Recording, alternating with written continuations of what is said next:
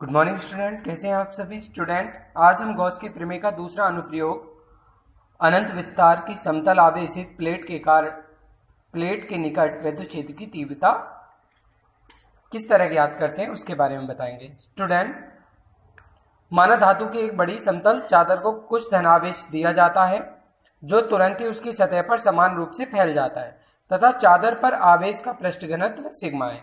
जैसे हमने इस चादर को कोई आवेश दिया, हमने धन आवेश दिया तो उस चादर पर समान रूप से वितरित हो जाता है। मान लिया इस आवेश का जो पृष्ठ घनत्व है वो कितना, सिग्मा, और सिग्मा इक्वल टू कितना होता है, क्यों अपॉन ए, पीछे पढ़ा चुका हूं मैं। चालक के समीप L दूरी पर एक बिंदु P है जिस पर विद्युत क्षेत्र की तीव्रता ज्ञात करनी है। L दूरी पर, यहां से L दूरी पर हमने मान लिया कि पृष्ठ पर कोई बिंदु कितना है, P है। ठीक है, डायग्राम छोटा है इसलिए सारी चीजें नहीं दिखाई है। यहां से यहां तक L लंबाई और इधर से इधर तक L लंबाई, क्योंकि ये हमने एक काल्पनिक बेलन लिया है, काल्पनिक बेलन लिया है जो हमने आवेशित चादर ले रखी है उसके दोनों तरफ बराबर दूरी पर है। ठीक है स्टूडेंट, माना 2L लंबाई का वह r त्रिज्या का काल्पनिक बेलन आवेशित चादर के लंबवत है, बिंदु P इसके पृष्ठ पर है अर्थात वक्र पृष्ठ पर है।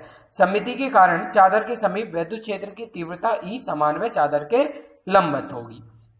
ठीक है, समान है, E इधर पृष्ठ पर समान है और पृष्ठ जो वक्र पृष्ठ है उसके लंबवत है। ठीक है स्टूडेंट, अतः लंबवतीय बेलन के पृष्ठ से कुल बद्ध फ्लक्स, टोटल फ्लक्स कितना होगा, फाई इक्वल टू कितना होता है हमारा, ये कॉस थीटा होता है, फॉर्मूला पीछे पढ़ा चुका हूं मैं। तो फाई इक्वल टू क्या हो गया, दोनों जो वृत्तीय पृष्ठ है, ये एक ढोलक के आकार का होता है। ढोलक के दो पृष्ठ कैसे होते हैं, वृत्तीय, और एक कैसा होता है, वक्र। तो दोनों वृत्तीय पृष्ठों के बद्ध फ्लक्स प्लस वक्र पृष्ठ से बद्ध फ्लक्स, तो कितना हो गया, E एक ही जगह कितना हो जाएगा, वृत्त का क्षेत्रफल पाई आर स्क्वायर, तो दो पृष्ठ है इसलिए 2 पाई आर स्क्वायर, और कॉस 0 क्योंकि ये उसी दिशा में है, plus E into 2 pi R L cos 90। 2 pi R L किसका होता है, वक्र पृष्ठ का क्षेत्रफल, और कॉस 90 की वैल्यू 0, तो ये सब कुछ क्या हो जाएगा, 0। तो फाई इक्वल टू कितना आ जाएगा, E into 2 pi R square. Gauss की प्रमेय क्या कहती है, phi equal to Q upon epsilon naught. लेकिन क्यों क्या है, आवेश का पृष्ठ घनत्व वाले फॉर्मूले से sigma equal to Q upon A, तो क्यू इक्वल टू कितना हो जाएगा, सिग्मा ए, ये वैल्यू यहां पुट कर दोगे तो phi equal to sigma A upon epsilon naught. A क्या है, वृत्तीय पृष्ठ की का क्षेत्रफल क्या होता है, pi R square, sigma upon epsilon naught. ठीक है, तो ये बनी इक्वेशन सेकंड, ये बनी इक्वेशन फर्स्ट। ठीक है, तो दोनों जो इक्वेशन वो वैद्युत फ्लक्स की हैं, तो दोनों को बराबर में रखने पर समीकरण फर्स्ट इक्वल टू समीकरण सेकंड से E into 2 pi R square equal to pi R square sigma upon epsilon naught. Pi R square से पाई आर स्क्वायर कैंसिल, तो E इक्वल टू कितना आ जाएगा, सिग्मा अपॉन 2 एप्सिलॉन नॉट, इतने newton पर coulomb. ठीक है स्टूडेंट, तो ये डेरिवेशन यहाँ कंप्लीट होती है, तो इक्वल टू आ गया सिग्मा अपॉन 2 एप्सिलॉन नॉट। ठीक है स्टूडेंट, नेक्स्ट जो इसका थर्ड अनुप्रयोग, आवेशित गोलीय चालक के कारण विद्युत क्षेत्र की तीव्रता। जब r त्रिज्या के विलगित गोलीय चालक को क्यों आवेश दिया जाता है, तो यह आवेश तुरंत ही चालक की सतह पर समान रूप से फैल जाता है परंतु भीतर आवेश नहीं रहता है।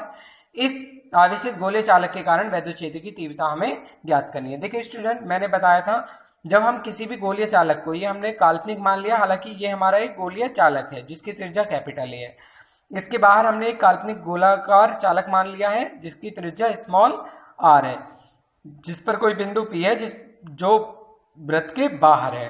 ठीक है, जिस पर हमें विद्युत क्षेत्र की तीव्रता ज्ञात करनी है। इसमें स्टूडेंट हमको 3 कंडीशन है, यहाँ 3 स्थितियां हैं। नंबर 1, बिंदु गोले के बाहर है, पहला तो हो गया बिंदु गोले के बाहर, दूसरा बिंदु यहां पे आ जाएगा गोले के पृष्ठ पर, और तीसरा जो बिंदु है वो गोले के अंदर आ जाएगा। ठीक है, तो 3 कंडीशन है, तीनों कंडीशन में करेंगे। तो चलते हैं पहली कंडीशन पर। यह थ्योरी बिल्कुल सेम चादर की तरह ही है।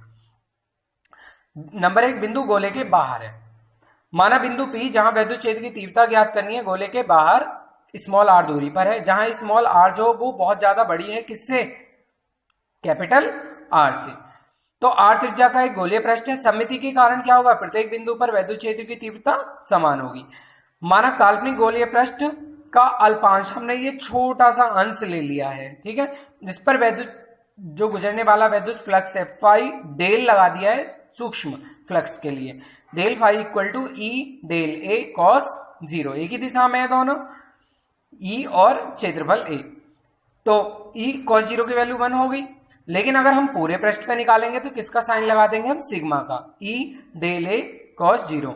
तो फाई इक्वल टू कितना हो गया, ई sigma del A. Del A total क्षेत्रफल, टोटल क्षेत्रफल कितना होता है किसी वृत्तीय पृष्ठ, गोलीय पृष्ठ का, 4 पाई आर स्क्वायर।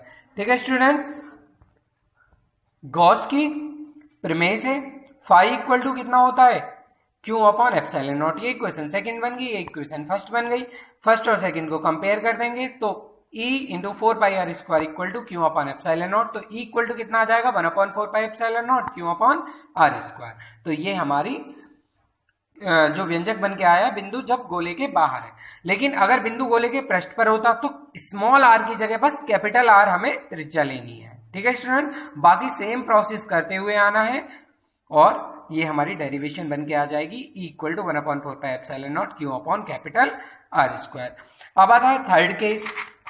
जो थर्ड केस है उसमें बिंदु गोले के भीतर है। इस स्थिति में काल्पनिक गोलीय पृष्ठ की त्रिज्या जो होगी वो कैपिटल आर जो है वो बड़ी होगी स्मॉल आर से। तब गोले पर जो संपूर्ण पृष्ठ है, जो क्योंकि मैंने अभी थ्योरी में बताया था गोले के भीतर जो आवेश होता है वो शून्य होता है। तो संपूर्ण आवेश गोले के बाहर होगा, भीतर तो कुछ नहीं होगा, यानी भीतर आवेश कितना होगा, शून्य। तो E इंटू बिल्कुल उसी डेरिवेशन में जो हमने पीछे करी थी, E into 4 pi R square equal to Q की जगह क्या पुट कर देंगे यहाँ, 0। तो ये सब कुछ क्या हो जाएगा, 0। तो क्यू अपॉन एप्सिलॉन नॉट, यहाँ 0 पुट कर दिया, सब कुछ क्या हो गया 0, ये इधर बटे में गया तो 0। ठीक है स्टूडेंट, तो ये हो गई जब बिंदु गोले के भीतर है। तो हमारी तीनों ये चैप्टर जो है उसकी थ्योरी टोटल खत्म होती है। कल से हम आंकिक प्रश्न स्टार्ट करेंगे। स्टूडेंट, मैंने यहाँ कुछ नोट लिख दिए हैं, जैसे ई क्या होता है, वैद्युत क्षेत्र की तीव्रता, इसका मात्रक क्या है, तो आप ये भी लर्न कर लेना क्योंकि ये न्यूमेरिकल में इनकी जरूरत पड़ती है जब हम फॉर्मूला लिखते हैं। ठीक है student, thank you for today.